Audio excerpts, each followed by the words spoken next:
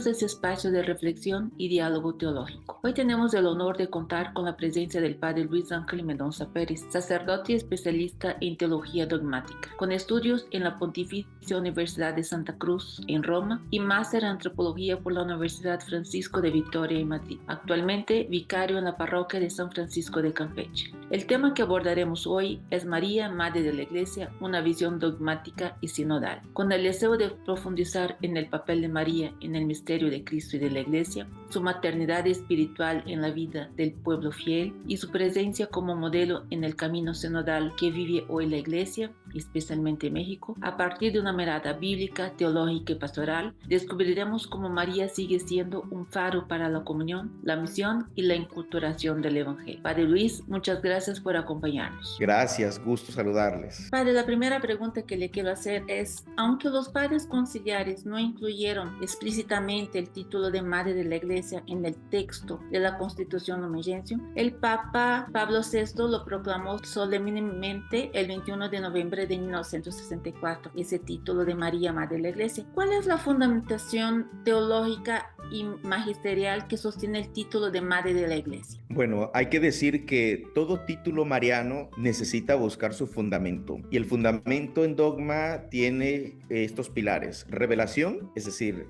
la parte bíblica, la posterior elaboración, que es la parte doctrinal o la teología posterior a ello, y el magisterio, que es la declaración final de la Iglesia sobre dicho título. El título María, Madre de la Iglesia, cumple con los requisitos para que pueda ser un título acogido en la Iglesia. En la Biblia, el título, los textos bases en donde se reconoce a María como Madre de la Iglesia parten de descubrirla a ella presente al pie de la cruz, Juan 19, cuando Jesús se le entrega a Juan, el discípulo amado, y cuando María se encuentra con los discípulos en oración en el cenáculo. Es ella testigo de la Iglesia naciente. Por lo tanto, María acompaña al nuevo pueblo que nace en Pentecostés. A lo largo de la historia, San Agustín, San Ambrosio han apelado a dicho título y han descubierto en María, junto a los discípulos, una figura que era imprescindible para descubrir que el nuevo pueblo naciente, los nuevos miembros de la Iglesia, tenían como referencia inmediata la compañía de la Madre,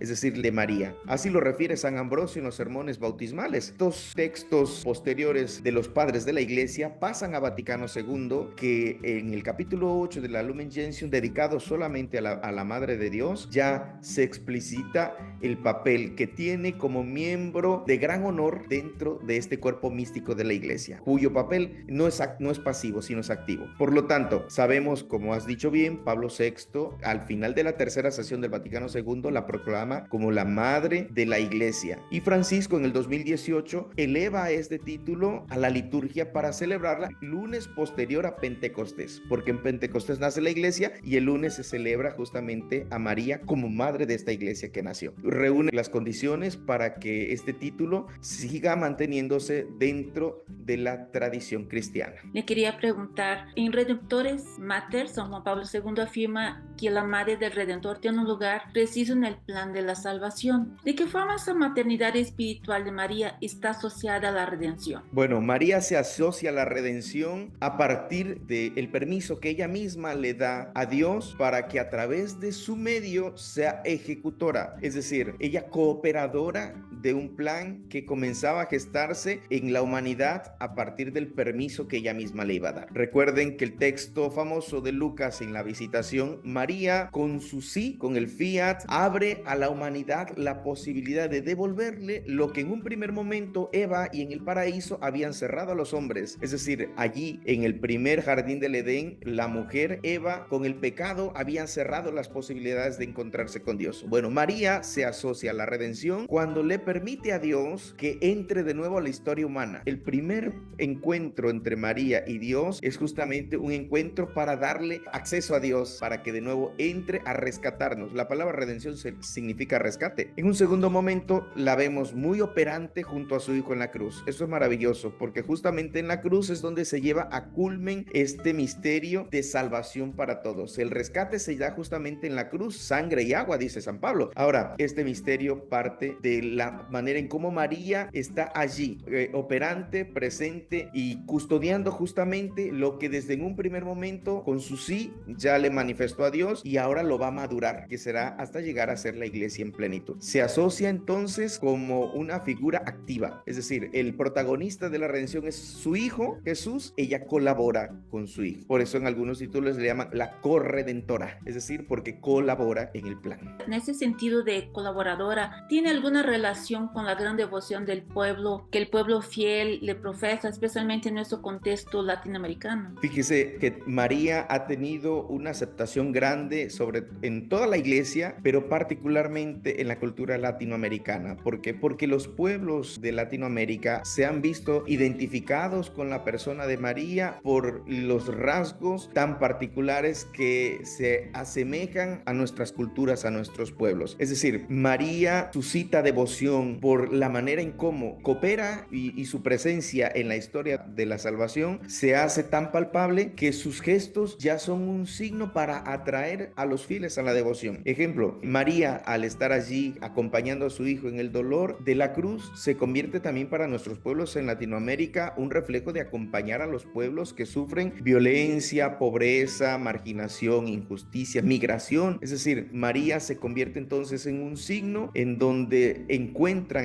nuestros pueblos un refugio para identificarse y acercarse y vincularse con Dios de manera particular. Un signo también maravilloso es que la fe del pueblo latinoamericano, profesada en la devoción popular a través de muchas advocaciones marianas aquí en Latinoamérica, no solamente se sustenta por la piedad popular que nace justamente de María, sino el sustento también lo tienen en la seguridad que se tiene de que María es intercesora. Así como fue intercesora en las bodas de Caná, nuestros pueblos encuentran en ella un refugio seguro para alcanzar de Dios gracias. Por eso las devociones populares han encontrado muchas expresiones a lo largo de nuestros pueblos, expresiones que se traducen en actos concretos, mandas, juramentos, votos. Esos son expresión de que de un pueblo que confía porque sabe que obtendrá una gracia propia alcanzada de María, que seguramente, como en las bodas de Cana, alcanzará para su hijo. Los pueblos se han identificado muchísimo con María por la piedad popular. Bueno, ya para concluir, sabemos que la Iglesia en México ha querido mirar a la Virgen de Guadalupe como modelo de sinodalidad hacia el año 2031. Los obispos han propuesto el proyecto global pastoral 2031-2033 como un camino de comunión y misión. ¿Cómo puede ayudarnos María, especialmente en la figura guadalupana, a prepararnos para ser una iglesia más misionera, más unida, más en sintonía con nuestra cultura y de cara con ese gran acontecimiento que vamos a celebrar? Como bien has dicho, estamos por celebrar los 500 años de la aparición guadalupana. La aparición guadalupana es toda una catequesis de inculturación del evangelio, una catequesis que ha sido motivo para que a nuestros pueblos hoy sigan siendo todavía fuente inagotable de evangelización y de riqueza. Guadalupe todavía sigue hablando al pueblo de hoy, sigue hablando al hombre de hoy. Y me parece interesante porque la manera en cómo el evangelio y la cultura propia de este tiempo se abrazaron y dieron origen entonces a un mestizaje cristiano, nos permite hoy ponernos de frente a los nuevos retos en donde el acontecimiento de María, con su expresión muy particular entre los rasgos indígenas, la forma en cómo María entró a nuestro país, cuidando las formas y los medios para traernos hacia ella y presentarse ella como madre, sigue siendo un reflejo muy particular para nuestros pueblos. Me gustaría detenerme solamente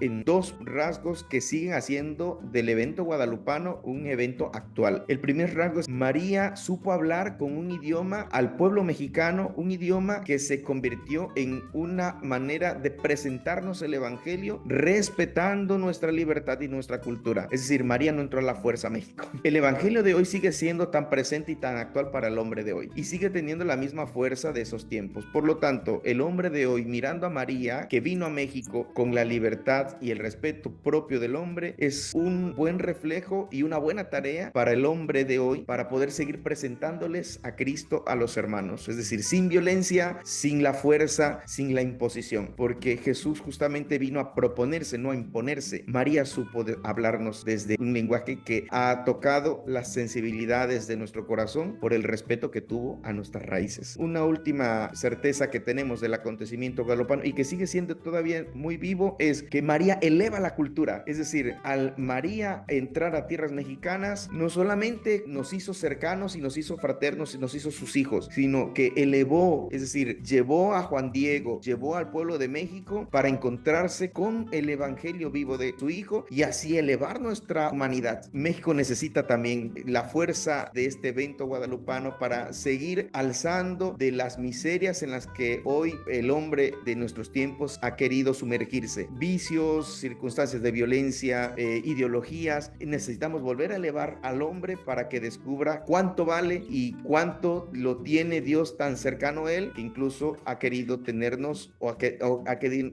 hacernos sede de una casita a la que nosotros nos hemos identificado y que ella ha sido identificada como nuestra madre. María eleva, yo creo que es un tema que nos agotaría todavía. Padre Luis Ángel, muchas gracias por habernos acompañado y por ayudarnos a profundizar en la figura de María desde una perspectiva dogmática, sinodal y pastoral. Hoy abordamos María en el misterio de Cristo y de la Iglesia y vimos cómo María tiene un papel activo y acompaña a la Iglesia desde sus inicios. En la maternidad espiritual, María es cooperadora del plan divino y se asocia a la redención con su fiat. Ella es raíz de una devoción que se incultura y se hace presente en la pastoral de los pueblos. Y finalmente, María es modelo sinodal de la Iglesia en México. Y como usted nos ha comentado, el mensaje guadalupano sigue siendo actual. María nos presentó el Evangelio respetando nuestra cultura y libertad. Y además eleva nuestra cultura y nuestra humanidad, recordando nuestra dignidad de hijos de Dios. Muchas gracias.